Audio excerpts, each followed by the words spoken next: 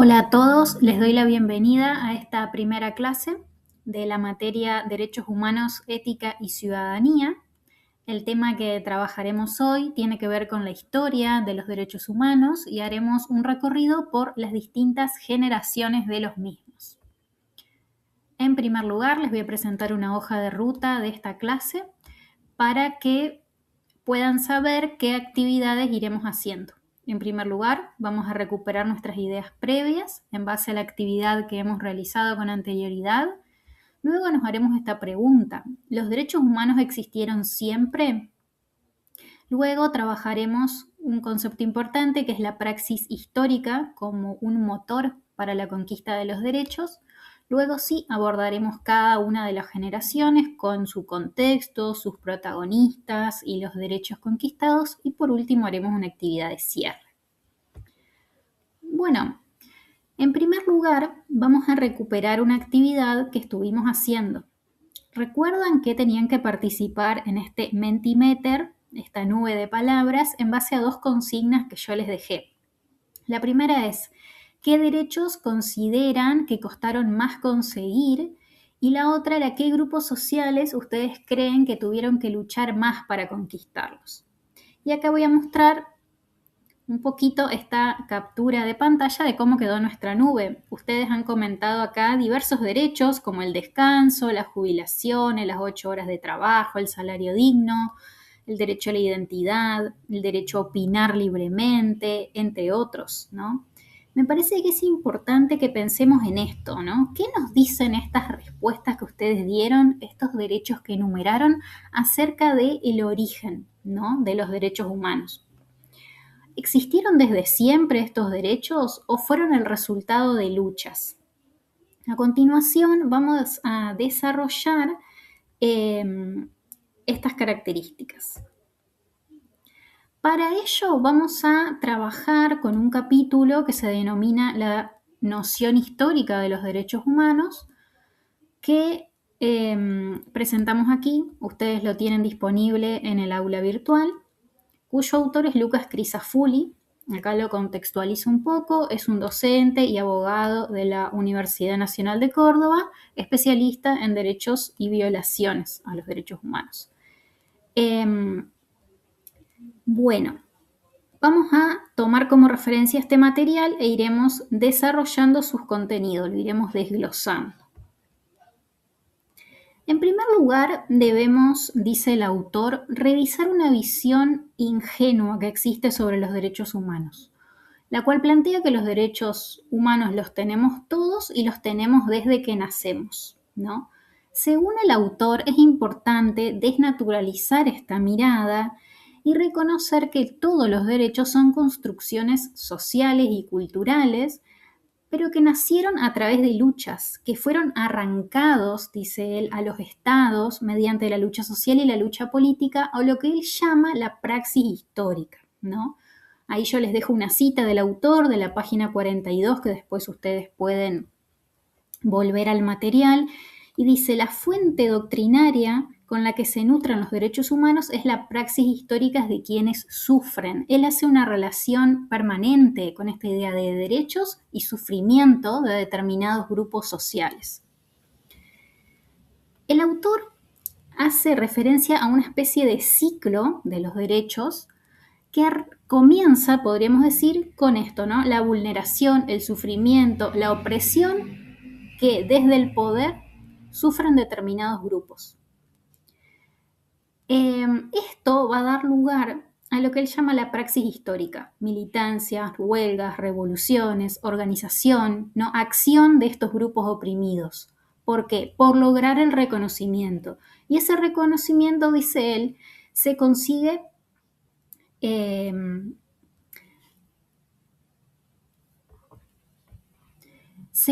peleándosela al Estado, ¿no? Él dice que a lo largo de la historia los poderosos nunca estuvieron dispuestos a otorgar derechos, al contrario. Entonces, ese reconocimiento que se logró mediante luchas, luego se va a plasmar en leyes, en declaraciones, en constituciones, en documentos jurídicos, ¿no? Y así llegamos a lo que llamamos institucionalización, que el derecho se vuelve ley, pero no basta allí. ¿no? Porque como nos dice otro autor que ya leímos, que es Garín, Javier Garín, los derechos son conquistas muy costosas, pero muy frágiles. Entonces hay que seguir peleando por ellos, pero esta vez para su cumplimiento, ¿no? Volviendo a lo que ustedes plantearon en el Menti, ¿no? En esas respuestas que ustedes dieron con respecto a los grupos también que pelearon por los derechos, aparecieron las mujeres, los trabajadores, los pueblos originarios, las comunidades LGBT. Les voy a pedir que reflexionen en base a esta pregunta. ¿Qué relación encontrás entre esas luchas y la idea de praxis desarrollada por el autor? Te invito a que lo registres brevemente en tus apuntes.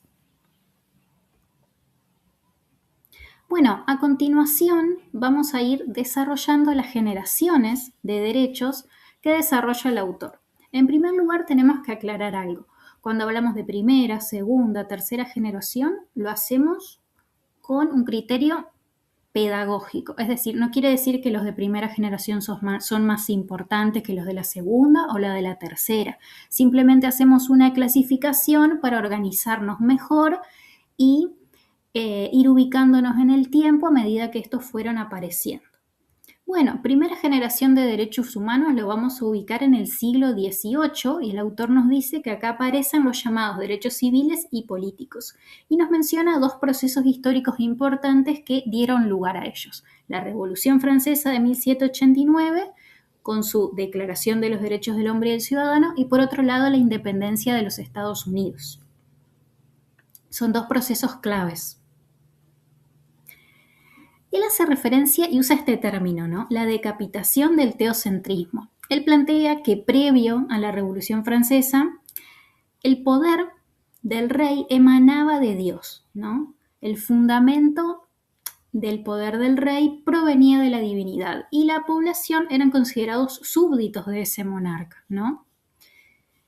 Luego, tras este proceso de cambios que fue la Revolución Francesa, la legitimidad del poder ya no emana de Dios, sino de un concepto que acuña Rousseau, que se denomina la voluntad popular, ¿no? La población ahora no es concebida como obediente, sino que hablamos de ciudadanos con derechos anteriores al Estado, ¿no? Entonces, fíjense cómo cambia, cómo vemos una transición en la concepción del ciudadano.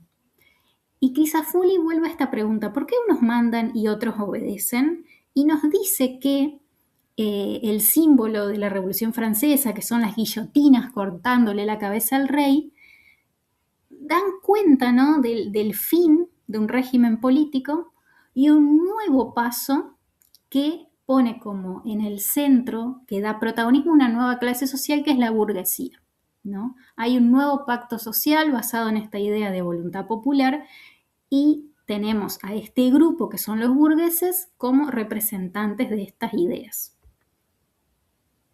Bien, otro aspecto que ustedes van a encontrar en el texto remite a la idea de castigo y la transformación que se fue dando, ¿no?, en este contexto. Van a encontrar en el texto que habla del suplicio de Damiens, que les va a contar que es un sujeto que fue sometido a desmembramiento público, a castigo, porque nos dice que el Estado antes de la Revolución Francesa torturaba el cuerpo de los acusados a su antojo, sin ningún tipo de prueba, y las penas eran públicas. Y un ejemplo, ¿no?, de esta transición hacia los derechos de primera generación es el nacimiento de la prisión, ¿no? El juzgamiento de una persona se debía hacer ahora con un juez imparcial, con derecho a defensa, se prohibían los tratos crueles y la pena ahora no es pública, sino que es privada, ¿no? De allí el nacimiento de la prisión. Y algo que nos deja este ejemplo es que estos derechos civiles que van naciendo como la vida, la libertad, el juicio previo y demás, nacen como un escudo que nos protege frente a la arbitrariedad del poder, ¿no? Frente a ese poder coercitivo del Estado, nacen los derechos humanos como una protección ante esto. Bien. 1789, la Revolución Francesa, con sus lemas de libertad, igualdad y fraternidad, y esta idea de la Declaración de los Derechos Humanos como documento que nace esta época, debe ser tomada con pinzas, dice el autor, ¿no? ¿Por qué? Porque no todos eran considerados sujetos de derechos, ¿no? El autor nos va a decir que solamente en este contexto son considerados sujetos de derecho los varones blancos, burgueses, heterosexuales y europeos, ¿no? Todavía va a faltar ¿para qué? Para que los esclavos, por ejemplo, sean considerados personas, para que los proletarios o los obreros tengan recursos suficientes para vivir, para que las mujeres sean reconocidas como actores sociales. Entonces, debemos pensar en esto, ¿no? Que los derechos humanos nacen para los burgueses, como dice acá, con un uso hegemónico para la clase dominante. El autor, ustedes van a leer luego, nos da el ejemplo de Francia, que tenía una colonia en Haití de esclavos, ¿no? Entonces, fíjense esa contradicción, es algo que él vuelve a remarcar. Bien. Hacemos entonces una síntesis de los derechos de primera generación, nacen en el siglo XVIII, el titular es el individuo europeo, burgués, blanco, heterosexual, ¿y cuál es el rol del Estado acá? Abstenerse, ¿no? El Estado actúa no haciendo, no encarcelando sin juicio previo, no censurando, no torturando, no expropiando. Es decir, tenemos un Estado que no interviene. El lado B de este problema será que el Estado tampoco va a intervenir en la economía. El Estado, mediante el modelo del laissez-faire, laissez-passer, dejar hacer, dejar pasar, solo se limita a proteger la propiedad del burgués y abandona al obrero a lo que se llama la mano invisible del mercado. Esto va a dar lugar al estallido de la llamada cuestión social. Es decir, hablamos de sujetos que formalmente tienen libertad, pero por otro lado hablamos de miseria material. Es decir, los trabajadores tenían libertad legal, pero carecían de recursos para alimentarse, para tener educación, para tener salud, para tener trabajo. ¿Por qué? Porque estos eran considerados mercancías. En este contexto de un capitalismo liberal, de un Estado que no interviene, nacen los derechos de segunda generación, o los llamados derechos económicos, sociales y culturales. ¿En qué contexto? Ya nombramos la Revolución Francesa, ahora viene la llamada Revolución Industrial, que dará lugar a una serie de luchas llevadas adelante por el movimiento obrero. En esta segunda generación de derechos vamos a encontrar algunos que ustedes nombraron. Derecho al trabajo digno, a la educación, a la salud, a una vivienda digna, a la seguridad social y a condiciones de vida adecuadas. Por supuesto que estos derechos fueron conquistados. A continuación les muestro una serie de hitos que el texto de Kirisafulli va mencionando. No hace falta que ustedes tomen todos los ejemplos que da porque son muchos. Yo acá les puse algunos. Por ejemplo, 1886, Mártires de Chicago, es una huelga brutalmente reprimida que da lugar a la efeméride del 1 de mayo, el Día del Trabajador, donde se luchaba por las 8 horas de trabajo. También nos pone el ejemplo acá de 1911 en Nueva York, el incendio de una fábrica con obreras textiles que da lugar más adelante a lo que es el Día de la Mujer. También acá les nombra las revoluciones en México y en Rusia, llevada adelante por campesinos, por ejemplo, que luchan por ser reconocidos. Y por otro lado, les va a nombrar algunos hitos que se dieron en el territorio argentino. Ya les digo, no es necesario que ustedes sepan todos. Acá les nombro 4 que tienen que ver con luchas obreras. Luchas obreras en Santa Fe, la huelga de la Forestal, la llamada Patagonia Trágica, peones rurales que luchan en la Patagonia por condiciones dignas de trabajo en las estancias, la huelga de inquilinos liderada por los movimientos inmigrantes femeninos y anarquistas, la revolución del Parque en Buenos Aires. Son todas luchas que darán pelea, ¿no?, por conquistar estos derechos de segunda generación. Una característica central de estos derechos es que requieren otro rol del Estado. Acá ya vemos obligaciones positivas del Estado. Es decir, el Estado debe intervenir para nivelar inequidades del mercado. Tiene que proveer salud, educación, vivienda a aquellos los que no tienen el capital para obtenerlo, ¿sí? ¿Quién es el titular? El trabajador, la familia, los sindicatos. ¿Cuándo se vieron concretadas en un instrumento jurídico en la Argentina? Con el peronismo, recién en 1949, ¿no? Pero esa constitución peronista no durará mucho tiempo porque con el golpe del 55 esa constitución será anulada. Solo nos queda el artículo 14 bis de la Constitución Nacional, que todavía se conserva, donde están condensados estos derechos. Es importante que después ustedes lo lean porque el autor lo desarrolla. Les propongo frenar un ratito y pensar en esto. Estos derechos sociales surgieron como respuesta a profundas desigualdades, ¿no?, económicas y laborales. Les propongo pensar qué problemas sociales actuales ustedes consideran que todavía requieren de la intervención del Estado para garantizar derechos. Piénsenlo, piensen en las condiciones de la actualidad, condiciones laborales, económicas, las dificultades en torno al acceso a la salud y la educación y regístrenlo en sus apuntes. Continuamos con los derechos de tercera generación. Ya estamos ubicados en las décadas del 70 y 80 del siglo XX. Estos derechos, también nacen en un contexto marcado por la descolonización. Es un periodo posterior a las guerras y es un periodo en el que se vivía la Guerra Fría. Es un periodo en el que se empieza a hablar de países desarrollados y subdesarrollados y surgen reclamos de pueblos y comunidades en relación a esto. En los derechos de tercera generación encontramos a otro sujeto. Ya no es un individuo o un grupo especial, sino que son los pueblos. ¿Por qué? Porque su titularidad no le pertenece a un individuo aislado, sino a una colectividad. Por eso lo llamamos así. Entre estos ejemplos de derechos de tercera generación encontramos el derecho a un medio ambiente sano, a la autodeterminación de los pueblos, el derecho a la paz, a la justicia internacional. Ustedes luego podrán leer el texto e ir recuperando otros que el autor plantea. Para ir cerrando, les propongo pensar en esta frase.